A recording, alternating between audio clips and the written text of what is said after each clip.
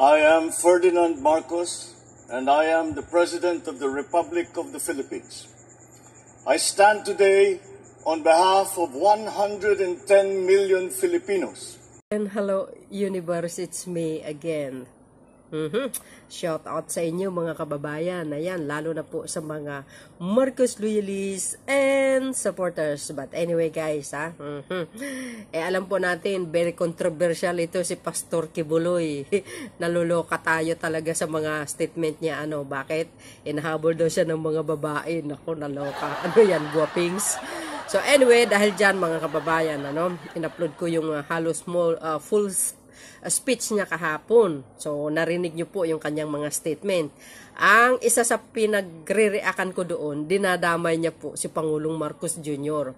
at yung kanyang may bahay, Ganon din si Speaker, So dahil dyan, sa nakikita ko, iisa lang po yan Ang gusto niyang mangyari is paboran po siya ni Pangulong Marcos Jr. Ika nga, tulungan siya sa mga nangyayari sa kanya. Of course, ganun din po ang dating Pangulong Duterte, Gusto nila, isasalba sila po ni Pangulong Marcos Jr.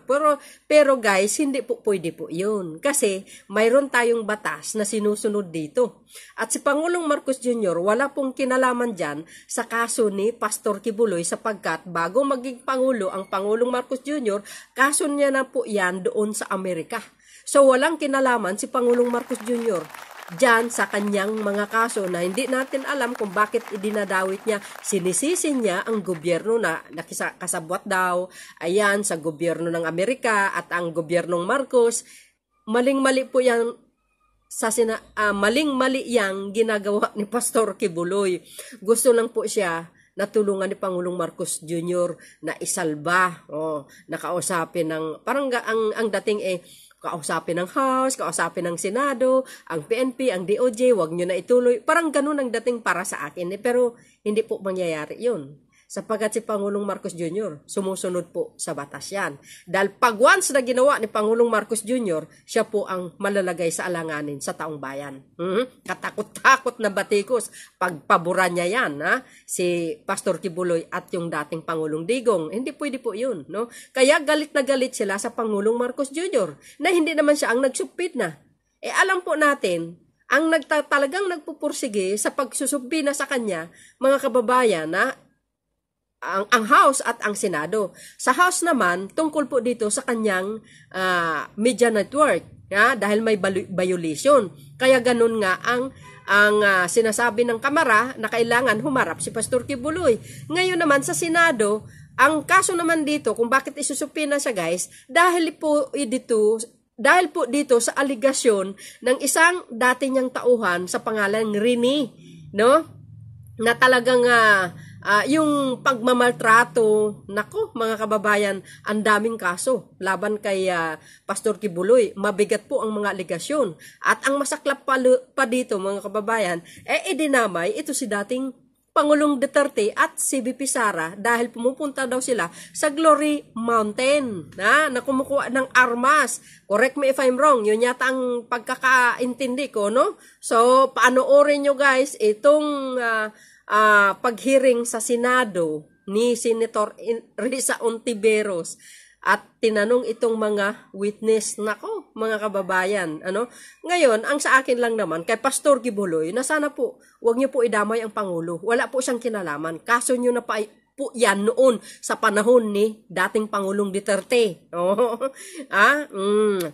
Dahil dyan po, mga kababayan, harapin niya dapat kung siya po ay talagang walang pagkakasala. Pero mabigat ang aligasyon laban sa kanya, di ba?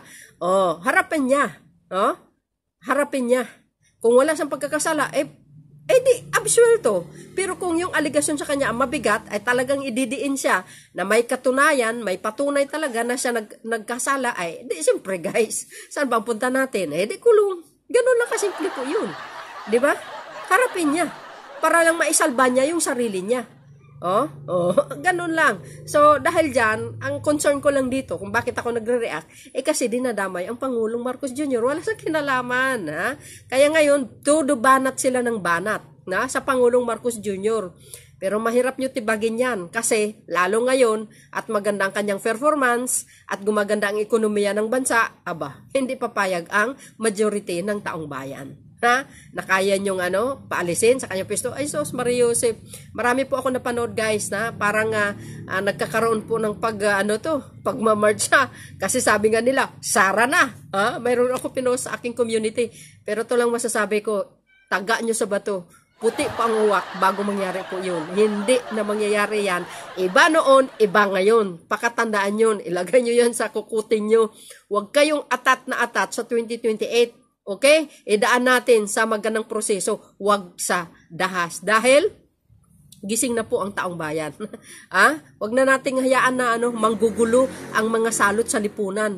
Kawawa po ang ating mga kababayan na mga maralita. Kailangan nila ang tulong ng gobyerno sapagkat itong Pangulo na ito ay napakaganda ang kanyang pamumuno. Kung nakikita nyo guys sa aking mga video, ina-upload ko dyan yung kanyang paglalakbay sa iba't ibang lugar, namimigay ng tulong sa mga magsasaka. Number 1 priority niya po yan. Nakikita po natin, ganun din po si First Lady, ang serbisyo ng gobyerno dinadala niya sa mga mamamayang Pilipino sa bawat lugar. Yun po ang love for all.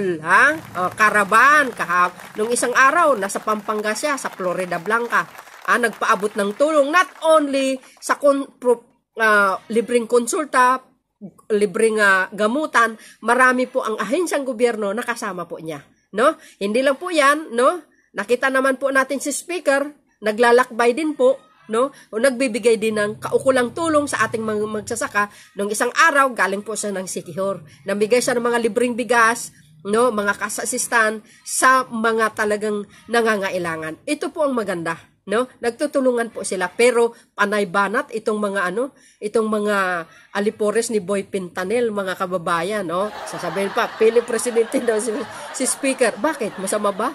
Kung magtatakbo siya sa pagkapangulo, anong gusto nyo? Kayo lang ang pwedeng tatakbo? Aba, hindi pwede. Kahit ako, pwede ako tatakbo. Kung nanaisin ko, nox naman, di joke lang guys. Hindi ibig sabihin, lahat tayo pwedeng tatakbo. Hindi po lang ang isang tao ang paboran nyo para tatakbo. Alam nyo, katulad po ng sinasabi ko, madalas ko sinasabi, si Sara Duterte, hindi po siya qualified magiging Pangulo ng Pilipinas kasi lack of experience at hindi talaga siya marunong mamuno. Ay nako, sabi nyo, sa anong paraan? Paano ba naman, mga kababayan? Ikaw ba naman, nung last election, papuntang debate, hindi siya umaten, ayaw niya makipag-debate. Sa mga interview, Sus Maria Joseph, mga press conference, pinapasa niya pa nga sa sa mga staff niya ang sumagot. Ang ibig ko sabihin, hindi ganyan ang isang magiging pinuno. Dapat medyo very talkative kahit papano, alam niya po kung ano ang kanyang isasagot. Katulad ni example po natin, si Pangulong Marcos Jr., total package po yan. Magaling talaga na Pangulo ng bansa. Sa totoo, real talk lang po tayo dito.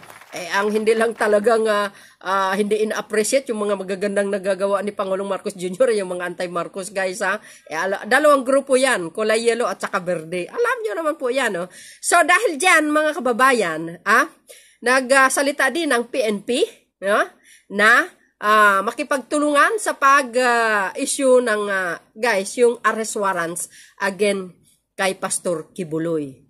Not only that, mga kababayan, pati rin po ang DOJ. Diba? Kung yan ay hindi po siya sisipot sa susunod na hearing. Kung ako sa kanya, dapat harapin niya. Huwag siyang matakot, 'di ba? Anak po siya ng Diyos. 'di ba? Hindi siya ang anak ng Diyos, hindi po natatakot sa lahat ng mga pagsubok sa buhay.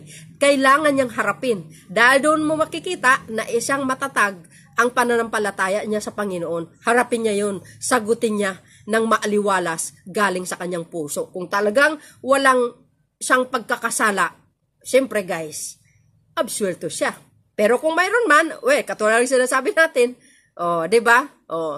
Siyempre kulong. So, panoorin niyo ito guys yung paghearing sa Senado. Dong alleged no na sinabi din po ni Rene tungkol ito kay BP Sara at sa kanyang ama, Guys, medyo hindi po ako sang-ayon doon sa mga sagot ni Sara Duterte. Parang inililihis niya po, no? Kasi katwiran niya, pag vice presidente, yun ang threat, no? Na, siyempre, tatakbo sa pagkapangulo, na maraming paninira. Pero ang ibig ko sabihin, kailangan specific yung kanyang sagot tungkol doon sa aligasyon ni Rini na laban sa kanya. Diba? Magaling bang humawak ng baril si Sara Duterte? Hindi natin alam, guys, ha? Yun ang sinabi, pero panoorin nyo ito, guys, at panoorin nyo yung yung sagot ni Sara Duterte. See you again, guys, sa aking mga next upload video. Ngayon, syempre, sa aking mga kaibigan, mga friendsi, shoutout po sa inyo. Ako po ay naging landscaper ni Kibuloy sa Glory Mountain. Doon ko na po naranasan ang pananakit mismo sa kamay ni Kibuloy. Pag hindi po siya nag-agandahan sa aming landscape sa mansyon niya, sinasampan niya po kami at pinahampas. Mga apat ito sa isang linggo.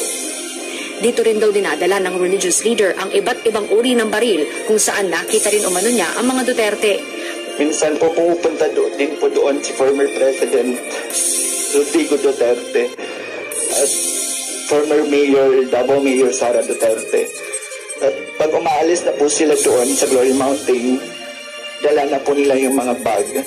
Siya pong bag na nilalagyan po ng mga baril. Wala pang tugon ng mga Duterte kaugnay ng aligasyon. Si alias David naman, nagpakilalang apo ni Kibuloy at nakaranas din umano ng pang-aabuso. Nakatatanggap na rin umano siya ng banta sa buhay. Palagi kaming sinasabihan na hahabulin kami ng angel of death. May 3 akong kasamahan na namatay. Lahat binaril sa ulo. 3 po yun sila. Hindi ko po masabi na taga-kingdom ang pumatay, pero buong buhay po namin dyan umikot sa loob ng kingdom. Kung lumabas man kami, wala naman kaming kaaway. Sina alias Rene at David, kapwa rin umano nagtrabaho sa TV network ni Kibuloy na Sunshine Media Network International o SMNI, kung saan hindi umano sila sinusweldohan at wala rin umanong benepisyo. Lahat yan experience. Tinuturuan lang, wala pong sahod yun.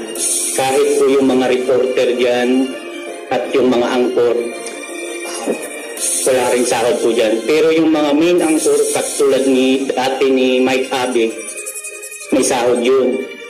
Yung binibigyan lang po kami ni Kibuloy ng may tinatawag ng honorarium ng 200 to 300. Pero depende pa din po yun sa mood niya kung magbibigay siya o hindi. Wala pang pahayag dito ang pamunuan ng SMNI, pero ayon sa isang miyembro ng grupo na abogado ng isang paaralan na itinatag ni Kibuloy, may sweldo sila bilang empleyado pero tumatanggap sila ng honorarium bilang full-time miracle worker. Well, it ranges to, we cannot give you the exact, like 3,000, 4,000, 5,000. It depends upon the salary. It depends upon the ministry that was entrusted to you. If you have a performance appraisal, we are serving because this is voluntary. This is being a missionary. Ayon sa Department of Labor and Employment, maaari silang maglabas ng compliance order laban sa pamunuan ng SMNI. Illegal talaga po yan. Bawal ang papagtrabahuin mo ang isang tao at hindi mo bigyan ng sahod at mga benepisyo na nararapat ayon sa batas. At isa pa, mga kababayan, etong tungkol dito sa issue na ito, nakasangkot po si Sara Duterte. Pagdating na yung guys, yung kumuha daw sila ng armas. Nako. Wala pa siyang pahayag. Actually may pahayag siya pero hindi niya sinagot yung issue tungkol dito. Pakinggan niyo ito yung sinasabi niya. Pakinggan niyo guys, itong sinabi ni BP Sara. Sa lahat, panahon ngayon ng aking pagtatrabaho. Tutuparin ko ang sinumpaang tungkulin. Uunahin ko ang mga tunay na suliranin. Uunahin ko ang Pilipino. Syukran.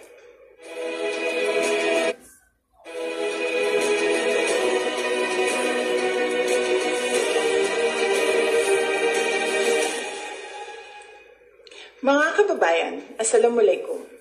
Sa kasaysayan ng Pilipinas, naging kagawian na ang pag-atake at pagbato ng sari-saring issue laban sa Vice Presidente. Marahil sapagkat ang Vice Presidente ang tumatayong pangunahing hadlang sa mga nangangarap maging Pangulo. Hindi ko ikakagulat kung dumami pa ang mga kaso, investigasyon, testigo paratang atake at paninira laban sa akin sa mga susunod na araw, linggo, buwan at mga taon. Naniniwala ako na may tamang panahon para sa lahat. Panahon ngayon ng aking pagtatrabaho. Tutuparin ko ang sinumpaang tungkulin. Uunahin ko ang mga tunay na suliranin. Uunahin ko ang Pilipino. Yun guys, narinig yun yung sinabi ni BP Sara. Parang nakulangan na po ako doon sa kanyang ng kanyang sagot tungkol sa aligasyon na ni Rene na dating tauhan ni Pastor Kibuloy na pumupunta daw itong mag-ama na ito papunta sa Glory Mountain na ayun nagkumuha ng armas. Nako, naloka ako. Pero dahil dito sa sinabi niya parang iba yata yung ang sinasabi niya talagang ganun talaga ang kalakaran kasi pag busy daw sabi niya maraming mga akusasyon. Pero dapat pinupunton niya dito yung si Rene, sasabi niya sana na ito si Rene, gumagawa lang ng salita at wala akong kinalaman sa mga pinagsasabi niya. Kung ano-ano pa dapat, no? Dapat i-depend niya din ang sarili niya. Kasi dahil dito mga kababayan,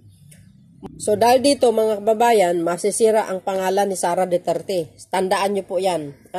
Yung mga nagsusurbe, nako, hindi ako maniniwala doon kasi makadeterte yung nagsurbe Kaya mataas siya, mababa si Pangulong Marcos Jr. Hindi ako maniniwala doon kasi makadeterte yung nagsurbe. But kanyang statements, parang dililihis niya lang. But anyway, kayo na palang bahalang musga. See you again on my next upload video. Bye, bye, bye, and babush. God bless Philippines.